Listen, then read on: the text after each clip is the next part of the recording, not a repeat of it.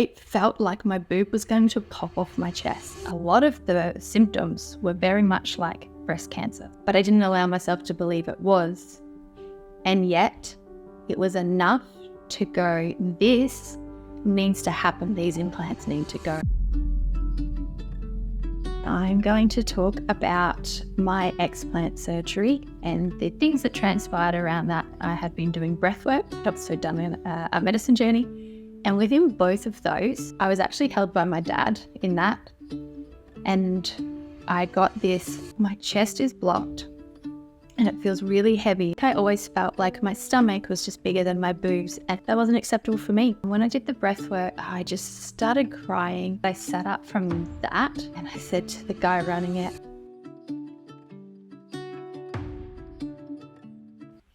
Hey, welcome back to a Road Less Doubtful podcast. Today, you just get me. It's another solo episode. Today, I'm going to talk about my explant surgery and the things that transpired around that, because I am, at the time of filming this, 3 weeks post-explant.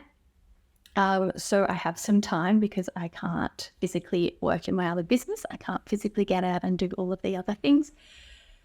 So I wanted to share this with you and give you guys as much information around my,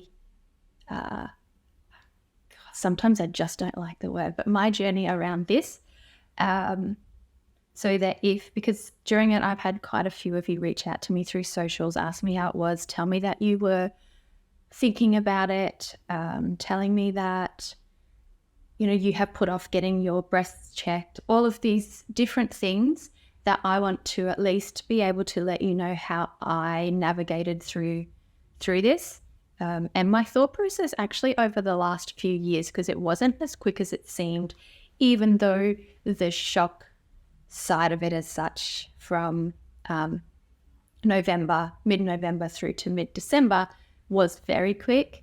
The process of my thinking, the things that transpired around these plastic boobs and my health wasn't as quick as the rest of this part was. So that in a nutshell is what this episode is going to be about. I want to take you through, me getting them in, although it's interesting because no matter how much I kind of try and reflect on that at this point, there wasn't a lot that went into the getting them in. Anyway, so I'm talking through that. Where I went to get them in, how that kind of was, and then how I felt about having them, how they helped me show up, all of that. So my mindset around that. And then I want to talk to you about, I guess it's kind of ultimately been probably the last 2.5 years has been the culmination of most of the problems, I guess I would call them, that have arisen around my health, where I started really looking into it more, and then take you through the last month and the sort of cancer scare, and then the leaping into having them out, and then the last 3 weeks of what has been parts of the healing. So we'll go back, and I got these implants in. I got saline implants in March 2013, and I had Charlie and I had Indy. And I had Indy in July 2011, and by 2013, I believed I was done having children, and I thought, okay, like my boobs have done what they need to do, and they were always really small. So Mum had told me my entire life that, she never had boobs. So once you have children, you'll get some boobs. Why that was ever a conversation, I don't really know. I can't really remember. I just know even through school, I'd always look at these, I'd just look at the other girls and wish I just had something. I never wanted big boobs ever. I was always a tiny, tiny frame, always.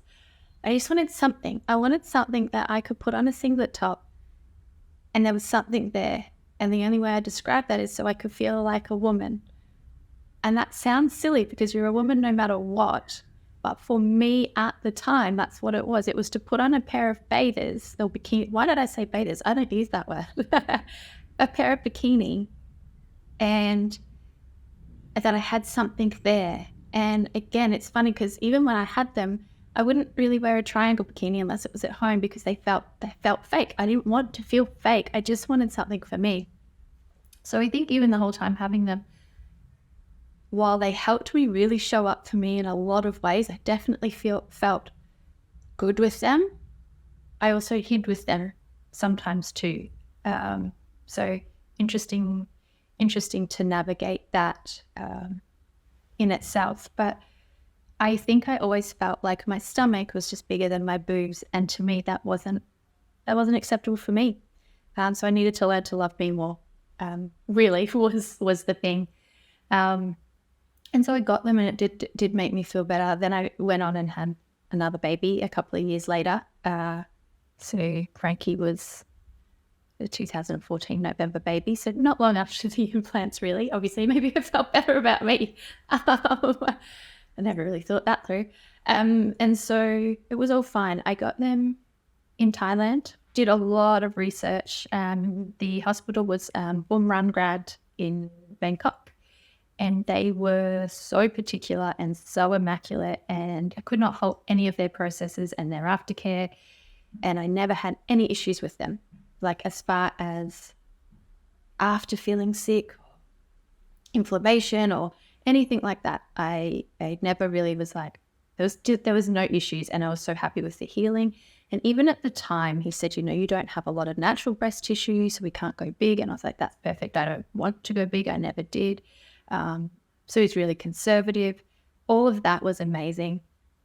So I was really happy, and I got them under the muscle because, again, I didn't want them bolted onto my chest.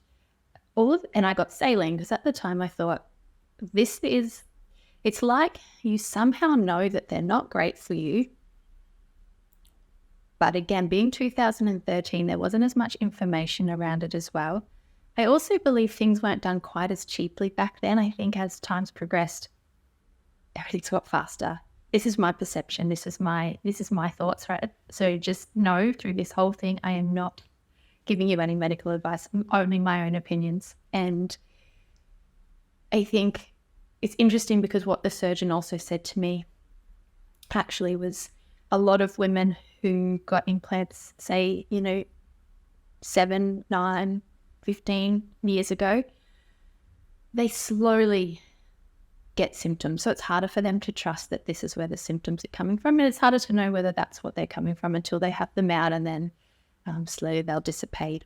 Their symptoms weren't as pronounced or as strong. So you can still go, oh, but maybe it's just that I now think differently, feel better, feel differently, eat differently. And you can write these things off. You always can. She said, but the women who are getting them in the last couple of years, it's like they notice symptoms so quickly, and it's like chalk and cheese. And for her, same thing. She's like, I feel like it's because there's more going into them. They're made cheaper. They're leaching quicker. Women are getting sicker quicker. So anyway, I didn't notice much with my implants for quite a while.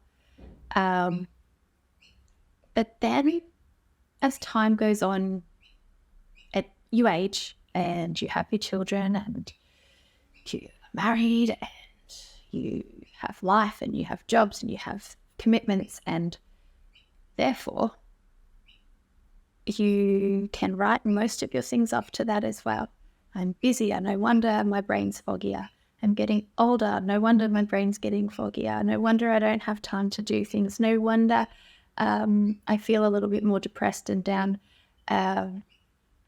No wonder I'm more moody. No wonder my hormones are out of whack. And so I started looking at all of these things, and especially at the time of when starting my journey of self-discovery, I felt alone and lost. That's why I'm so incredibly dedicated to this podcast and passionate about building you a place of community to help you remember exactly who you were before life got in the way. So with that said, word of mouth is one way we can grow this community. So please share this with your friends and family. And so you don't miss an episode, I'd love for you to tap the subscribe button. Now, let's get back to the episode. It's kind of a year before my marriage ended. I was really looking into me, what can I do better? what needs to change? How do I help this situation more than what I already was? What is it within me? I need to make sure that I've looked at everything, and I feel like internally things aren't working very well. And so full disclaimer, like libido, numbness, all of that, I was like, what the hell? And you can just go hormones, age, cool. So I went and worked with a hormone specialist. I was not going to use artificial hormones. Being on the pill really messed with me. I ended up actually with chocolate cyst, which are a version of endometriosis. So none of that worked for me, but I started using natural hormone and really helped my hormones. And it made such a huge difference, but it didn't take away from the fact of why my hormones, like they were exceptionally out of whack. And we put it down to me being stressed at the time. And he did talk about that. So again, I could write it off. And I started feeling better. My skin was such a huge one. Just started getting worse and worse and worse. But I was doing everything I could in my power to make it better. And even again, in the last couple of years, when I am making more time for me, I'm calmer, my cortisol levels have dropped again. I'm working with a naturopath, so I know what my levels are. I'm still not having much success in bringing my hormones down, and I wasn't having much success with my skin. So I went on Roaccutane. For those of you who kind of know parts of my story with my jaw break, I have had fainting, dizziness, and migraines for a very, very long time. And they have progressively gotten worse to the point that I passed out, broke my jaw, needed major surgery, could have died. And now I'm on a medication for my migraines. It's almost like an anti-epileptic medication. And maybe I don't need to be on that. Maybe there's a slight chance, and I'm going to explain why, that these implants were also triggering these things and heightening them the longer time went on. So I had been probably for 5 years now looking at, is there a possibility that these implants are causing me some version of breast plant illness? But you flip back and forwards between how much is it doing versus is it worth having another surgery? I don't know what they're going to look like. Am I going to like me enough? Is someone else going to accept me enough? At the time, is my husband going to be okay with it? There's a lot that goes into that mentally you have to prepare for, because it might fix the brain fog and the hormones, and then you can't look at yourself in the mirror, and you have to be able to get through that emotional process as well. And, some of you listening might be like, that's not important and you should be strong enough. And, but these are all things that are always going to play out and in different levels for different people. So I sat through all of that and needed to get to a point that I was pretty well sure these needed to go.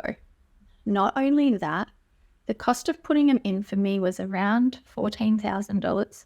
And that's because I went to Thailand. So it was still cheaper, but they just do an incredible job. And I had to stay over there. And I knew that roughly in 10 years' time, you were supposed to replace them. And I'm at 11 years in March this year.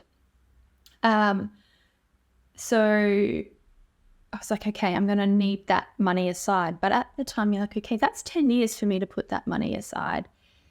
And you don't necessarily, like that is the recommendation, but if everything's going well and you get them checked, you don't necessarily, again, was the advice back then, you don't necessarily have to have them changed. Now, this surgery, with everything that it entails, which we're going to go into, was a lot more than that $16,000, because they have to remove everything else around them. And so that's the first thing that I would tell you to consider if you are thinking about getting them in.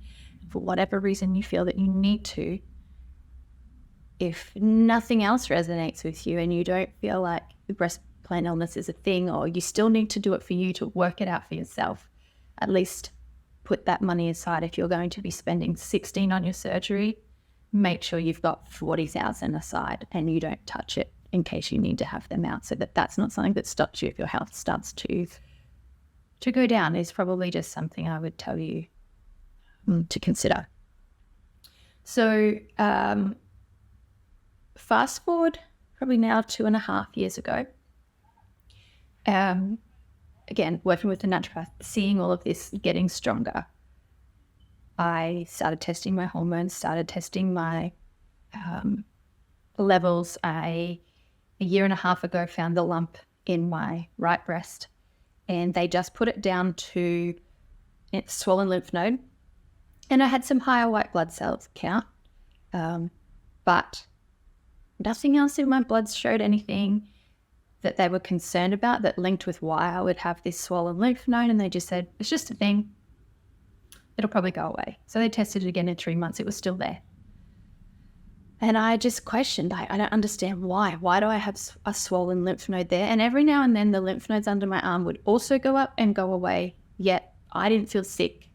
But again, no one could sort of explain that to me. And my mind's going, this doesn't actually make logical sense, as well as my gut saying something else is just not lining up.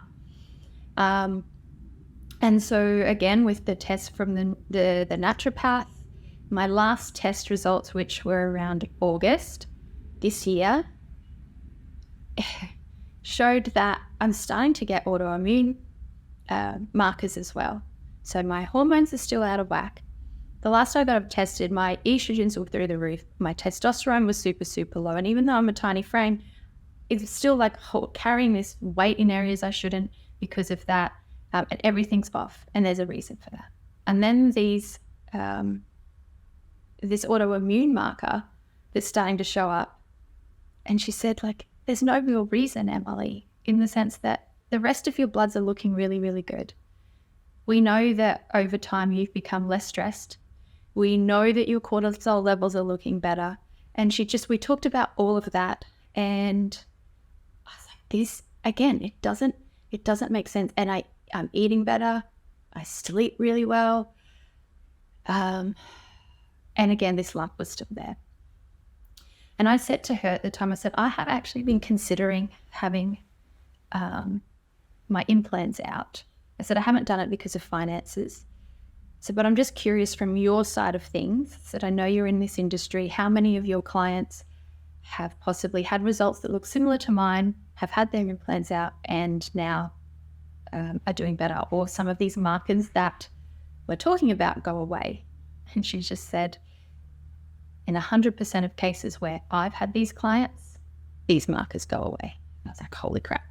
Okay, that's a big call to make. She said, I know that 100% sounds crazy, but it's the truth. I was like, okay. Anyway, again, August, didn't think about it again, just was taking my B vitamins, taking my magnesium, not into taking lots of stuff, but getting those base vitamins right so that everything else functions well. So then comes November, and I thought, all right, still getting a lot more pain in this right boob, and a lot of the symptoms were very much like breast cancer. So I had like a really strong nipple pulling pain, a heat, like a pull from the nipple out to under the arm. So often I would just want to hold my boob because it would feel good. Or I didn't want to put clothes on it, or if I didn't have it supported, I needed to support it. And I was like, it's not normal. And I was supposed to be going to Bali, and I thought, all right, let's just go and get a mammogram or an ultrasound, get it looked at, and see my doctor when I come back, which I had booked in, and see what this lump is doing, because I don't want to put it off anymore. But also what had happened between August and November is I had been doing some more like energy work. I had been doing breath work. I'd also done a medicine journey. And within both of those, again, this is something you may or may not believe in, but it's all of these things coming together that propelled me to where I got to. And both of those sort of showed me the exact same thing in a very different way. And when I did the breath work, I just started crying. And when I sat up and we sort of sit around the circle at the end and we share like what came up for us. And for me, I just said, I don't really know how to explain what came through for me, but it was like my chest is blocked and it feels really heavy. And all I saw was all of this orange light And again, this is not something that I ever used to speak about, and I never even used to be able to see this stuff. I'm always like more of someone who gets a feeling than a visual. So there's different Claires out there, and I get more of a feeling than I do seeing when I do any of my things. But it was this, anyway, going off on a tangent as I do. I got this orange light and I wanted to spread it. And I was like, when I sat up, I said, the only way I can explain this or speak what I felt is that I have this warm light that I want to share with the world, and I have so much love to give, and I don't know where to give it, but I feel like I'm blocked. Something is blocking me. My chest feels blocked. Hey guys, if this episode resonated with you, please take a screenshot and share it to your Instagram stories and tag myself at A Road Less Doubtful.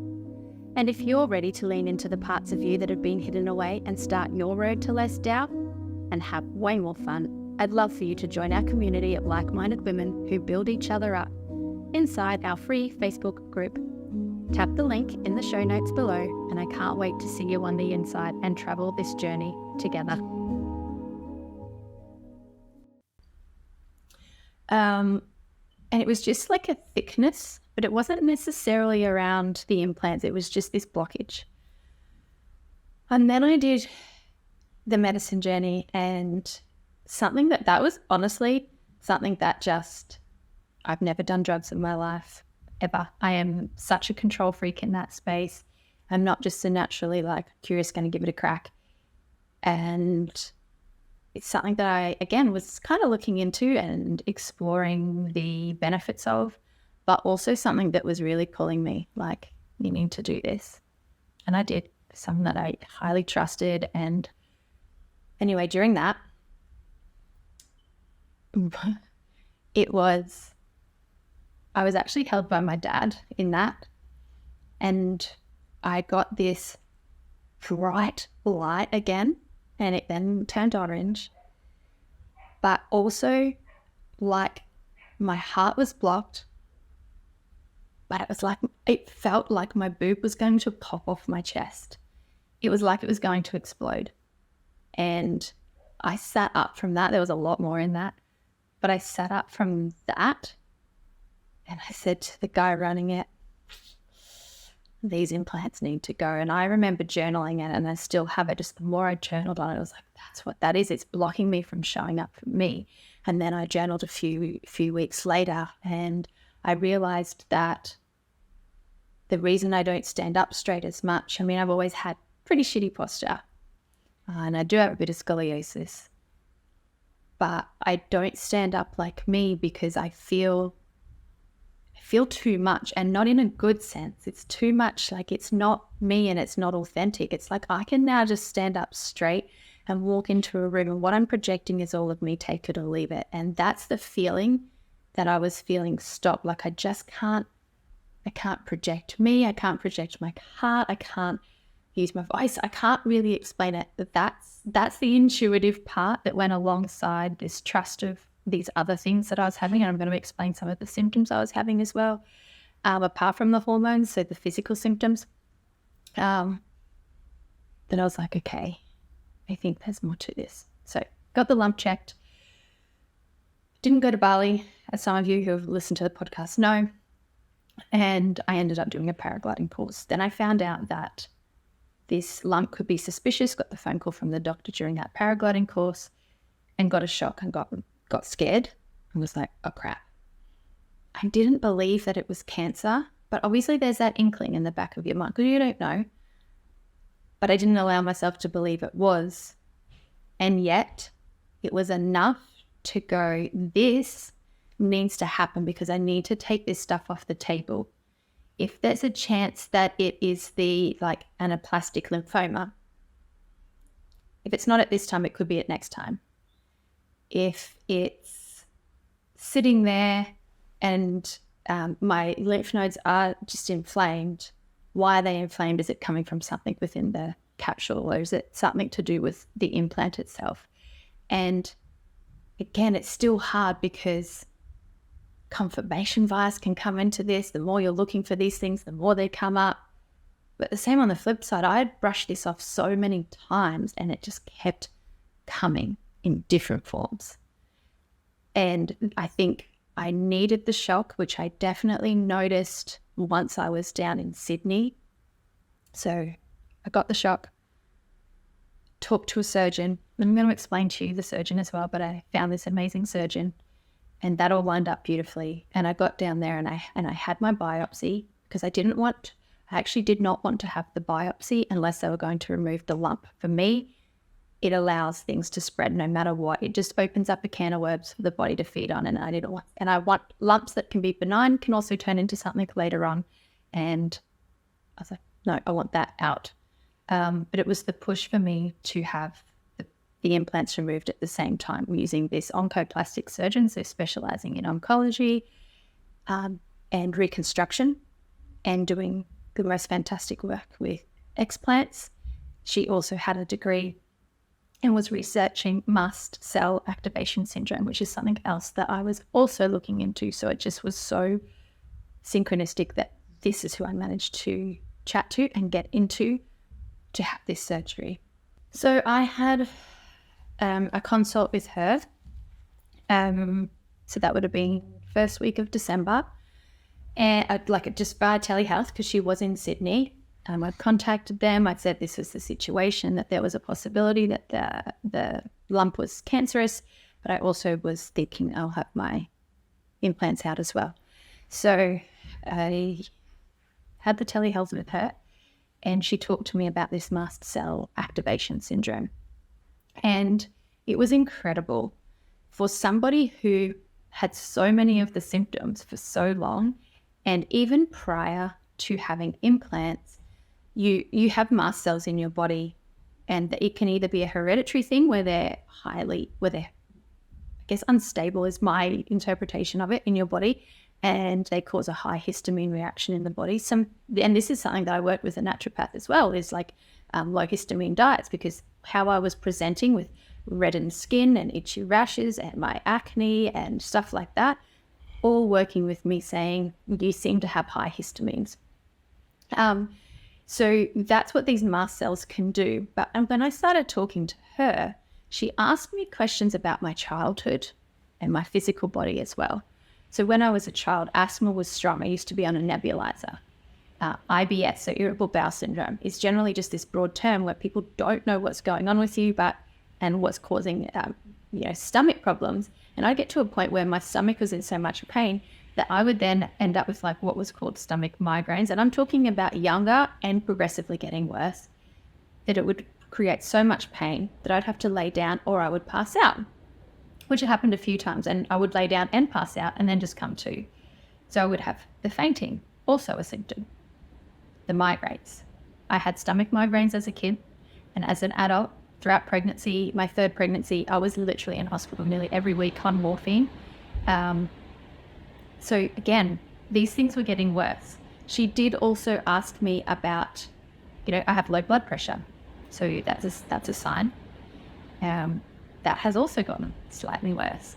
Hypermobility of joints, something as a child I already had. So she's sort of looking at my predisposition or how my mast cells work for my body.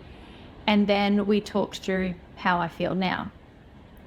And a few things came up. So my red eyes, that I put red eye drops in every day. I just thought, okay, itchiness, all of that. That could be a thing. Could be hay fever, right? The fact that my joints could get sore, or that hypermobility. I have these things sitting there, the fainting, the IBS. She said, I think what's happening is that your implants are creating the trigger, and that's another way the mast cell activation syndrome comes up. So it can be genetic, or it can come from a trigger, and be abnormally activated in the body. And so every time my body is trying to correct itself, these implants are reactivating and causing this trigger to happen. And that made a lot of sense to me as well. And then that created the migraines, and it could be the fainting, and it could be the IBS, and it could be the pain, it could be the brain fog, it just could be all of these things. Also talked about, she asked about drinking. You know, do you drink? Do you smoke? It's like, do you do drugs? No. I said, but the drinking, I was like, I've had to limit that. And I said, I thought it was an age thing. She said, it can be. You know, we're being real. She said, what alcohol's the worst? I said, red wine.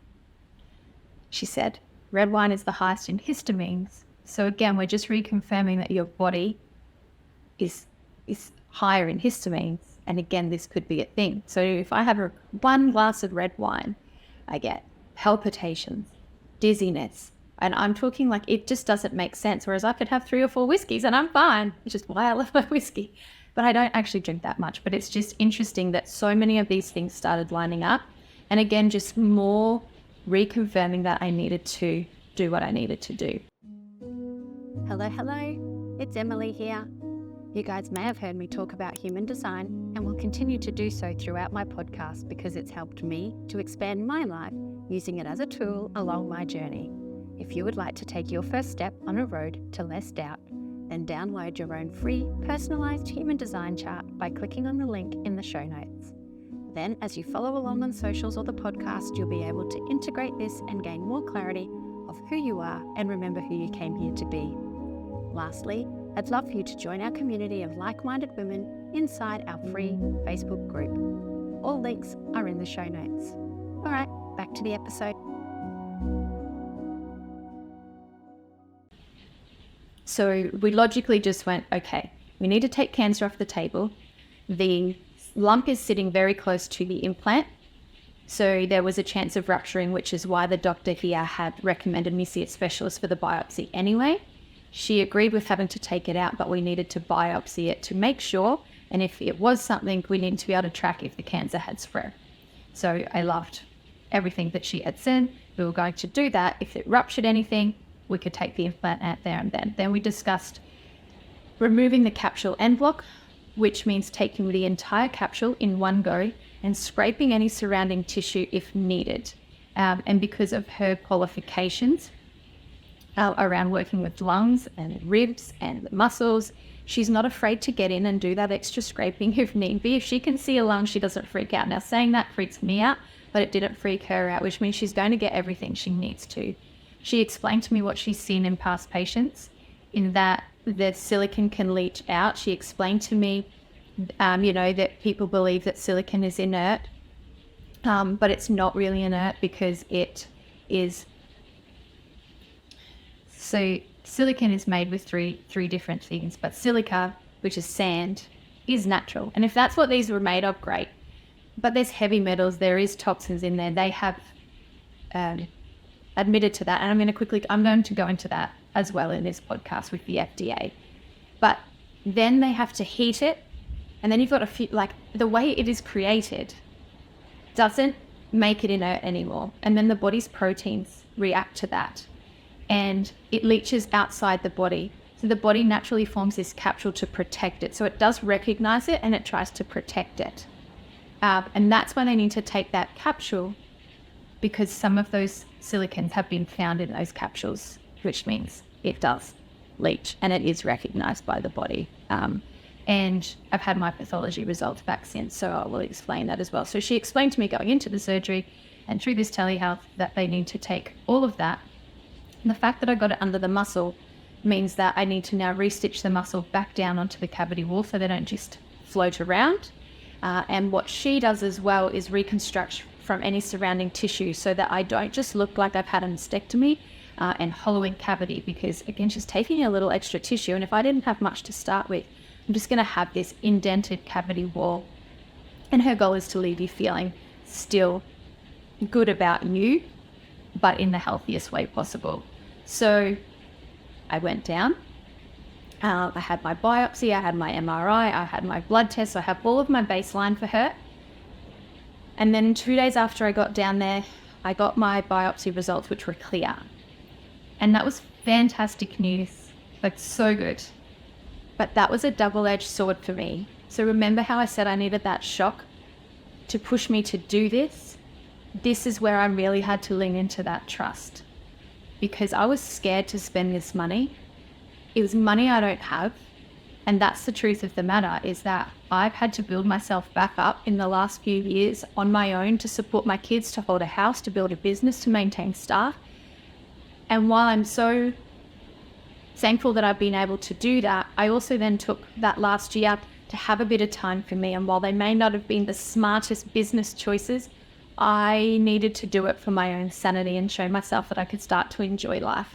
And all of these things have shown me so many incredible lessons, but it also put me back into a financial position of feeling so stuck and so overwhelmed and so scared. And it's the same feeling I had 3 years ago, and that felt horrible. And when the cancer was taken off the table, the first thing I wanted to do was run home and go, well, it's not bad enough, and I don't have a certainty that all of this is happening because of my explants or my implants.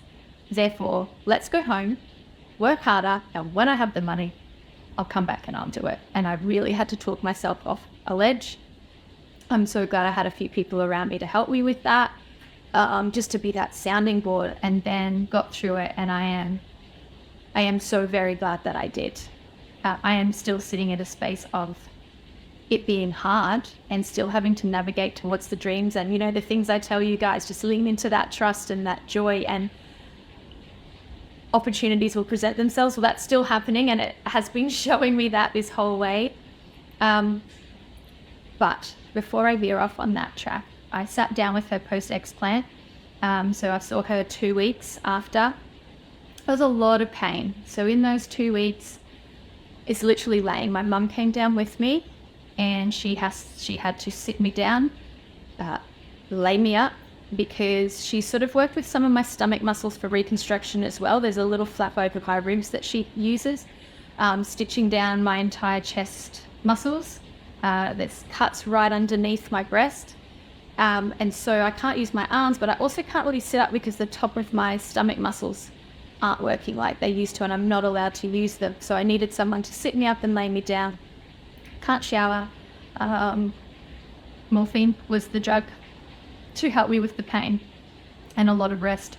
So there's a physical and a mental element of those things in that, because the drugs don't help you see clearly, and you just don't want to feel that way, but you want to know that you've made the right choice, and you're in pain and you can't shower, and I wasn't at home, and I wasn't in my space, and I wasn't with my kids. And so there was a lot, and there was a lot in that for those 2 weeks as well. I had drains to remove fluid. So once they were out, about in a week, I think it was a week post-op, we removed the drains, and the level of comfort came up so much more after that. But I'm still, like I said at the time of filming this, 3 weeks post-op, and it's still very tight and really quite sore, but I'm not taking any medication, except for every now and then I might take a couple of Panadol if it just gets too much, because I want to be able to sleep. I'm a psych sleeper, and I've had to sleep on my back, so that's also not fun. But anyway, we got to the 2 week mark, and I had to stay in Sydney. So I was down there for a total of 3 weeks. 1 week before the op so I could do all the tests, 2 weeks post-op to make sure that everything was going well before I came home. So 2 weeks post-op, went in and saw her, and she had all of my bloods back, checked all the incisions, and we ran through everything. And so what she found in my pathology, which also just helps me go, you've done the right thing, is that she showed me all the pictures, quite disgusting actually. My right capsule was a lot more thickened than my left capsule, and it had a lot more, had a lot more inflammation in it. So it was trying to protect, my body was trying to fight that one a little bit more, but it also had an infection inside the capsule as well.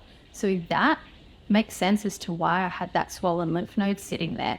So my body was trying to fight this infection, but I didn't know I had it, so I couldn't heal it. And so by taking it out, my body now no longer has to fight this infection either. Obviously right now it has to heal, but after that, it's not having to fight that. And so I don't know where that would have gotten to if I didn't have the lump, or what would have happened there. With the mast cell activation, she tests how many mast cells are sitting around the implant as well, and in that capsule.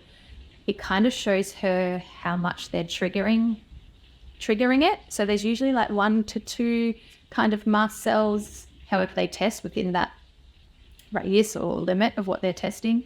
And mine was at 10. So she said, look, it's not as high as it could have been, but it's definitely heightened. So she still believes it was triggering. Like I've alluded to on my socials, my eyes from the moment I sat up were clear. They have not been red since, and I have been on copious amounts of drugs. I've been crying more than I've ever cried, and I still don't have the puffiness or the red eyes, or I have not had to put eye drops in since the moment I woke up. And I swore I was never going to be someone who sort of talked about that, because it was one of the things that I would see on these breast plant illness forums that I was like, gosh, just a change in lighting. But it's just incredibly insane how quickly that happened. And that was one of those symptoms that I didn't think was going to go away. I had had a pterygium removed from my eye, and that still didn't really take away the redness. And yet these out sit up that day, and my eyes were bright and clear, even though I've just been in anesthetic. So she sort of went through all of that for me. And now I've just got my healing, which is a lot of downtime. Next week, I can raise my arms above my head. 6-week mark, I can start doing some light activity. And I'm really looking at around 3 months before I can do anything kind of solid, up to a little bit longer, because, with the jerking sort of movements, so kite surfing, paragliding, water skiing, that ripping effect, obviously not ideal straight away, but I can get in and do that. So that's probably the hardest part for me now, to sit in. But that's the journey of how I got to where I got to. But one thing I do just want to explain to you very quickly at the end of this is that the FDA has now recognized that breast plant illness is a thing, and that there is this black box clause around it. And so what that means is when I got them in, it wasn't there, but now your surgeon and you have to tick and flick. They have to disclose, and you have to agree that that you will possibly and probably feel these symptoms of breast plant illness.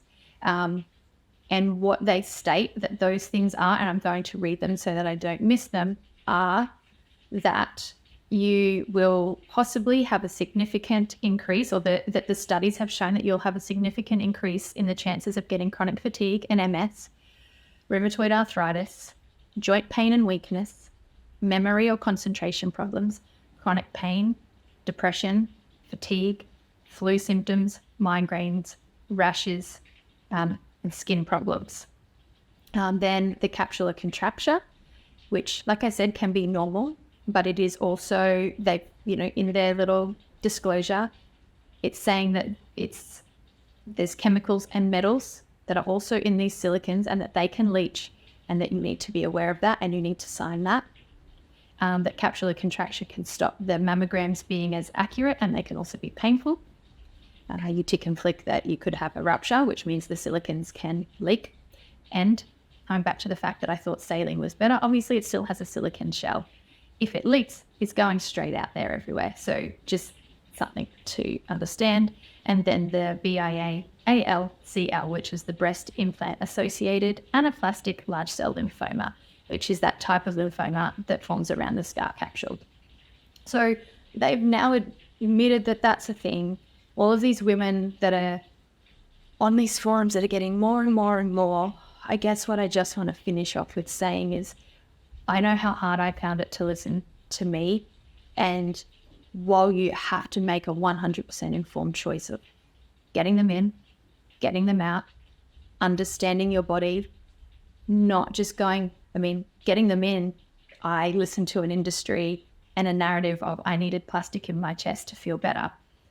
Getting them out, there's still a narrative of I want to be healthier and more vibrant. And so that is still a story, but you have to make sure it's for you and what is right, and listen to yourself, as well as get all of that knowledge and put it together, because no matter what, there's going to be times where you struggle to hold on to it, and times where you really know that it's the right thing to do. So I would just consider all of those sides if you've been sitting in a space of wondering whether you should get them in or out. So I hope me being honest and vulnerable with you on this helps in some way.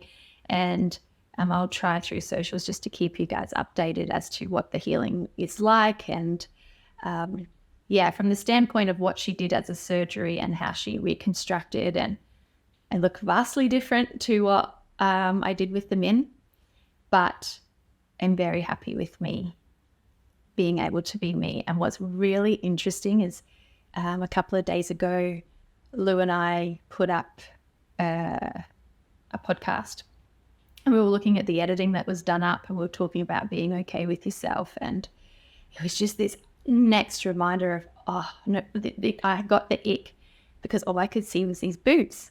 I was like, that is not me. It's not what I want people to see about me. I want people to see me for me and what's on the inside. And I wasn't willing. I guess the key theme and the core message is I wasn't willing to let people see me for me and accept me for me at the time. And therefore, they were never going to reflect that back at me because I wasn't allowing it. I thought I needed more for people to accept me. And now I want to be all of me, and who can accept me at that? That's the important thing. So yeah, just a really interesting thing to witness when you watch something like that and go, holy, that just doesn't feel like me. So thank you for listening once again to this podcast. And until I chat to you guys next time, stay well. Bye.